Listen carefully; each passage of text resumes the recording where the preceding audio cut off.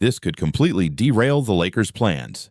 And almost nobody has noticed what's really blocking this trade. Los Angeles is racing against the clock as the NBA trade deadline approaches. The pressure is rising, the fan base is getting restless, and the front office knows they can't afford to ignore the team's biggest weakness any longer. The roster has star power, it has scoring, it has experience, but there's a very clear hole in the rotation.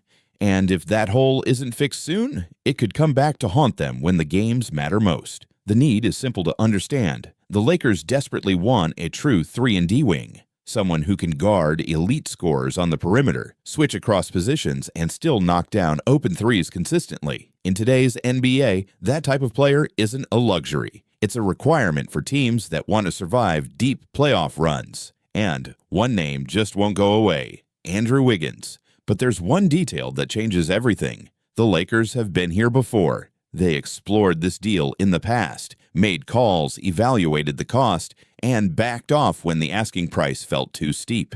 Now they've circled back, hoping the situation might be different as the deadline gets closer. Maybe Miami would lower the price. Maybe circumstances had shifted. According to the latest reports, not only has the situation not improved, it may actually be more complicated than ever. And this is where things start to feel serious. On the court, Wiggins checks almost every box the Lakers need. He can score without dominating the ball. He rebounds his position. He defends multiple spots on the floor, and he's shooting efficiently from three. He's not just a recognizable name, he's a clean basketball fit. He would ease defensive pressure on the stars, give the lineup more balance, and add playoff-tested versatility. But the most frustrating part isn't about basketball at all. The issue isn't Wiggins. It's what the Lakers have, or more importantly, what they don't have, to offer in return. The trade package being discussed reportedly revolves around expiring contracts, useful role players, and a young prospect with upside. Solid pieces,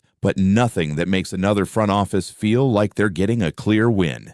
And insiders around the league suggest the Miami Heat are simply not impressed. That's a major blow to expectations, because from the Lakers' perspective, the need is urgent. From Miami's perspective, there's no pressure to settle. Now pay close attention to this part. Wiggins' large contract might look like a problem for the Lakers when it comes to matching salaries. But for Miami, that same contract is a strategic asset. Big contracts are valuable in the NBA, not just for the player attached to them, but for the flexibility they provide in blockbuster trades. In other words, the Heat may be holding on to Wiggins less for what he gives them right now, and more for what his contract could help them accomplish in a much bigger move later. That completely shifts the leverage. If Miami believes they can use Wiggins as a key financial piece in a future superstar trade, then accepting a modest Lakers package today just doesn't make sense for them. And the Lakers' problems don't stop there. They've reportedly checked in on other defensive wings across the league.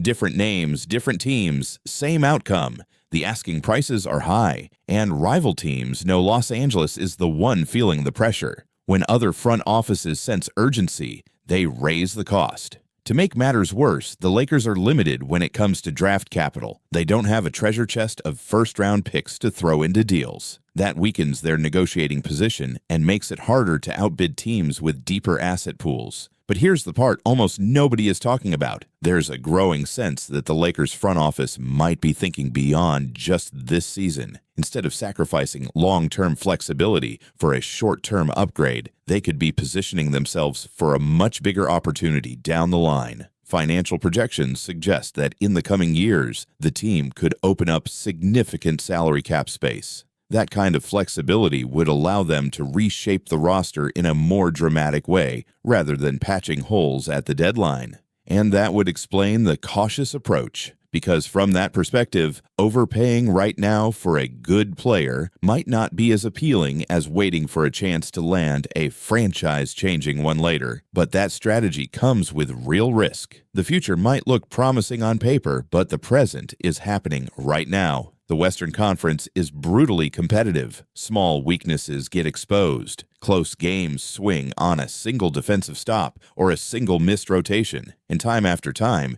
it feels like the Lakers are missing exactly the type of player they're trying to acquire.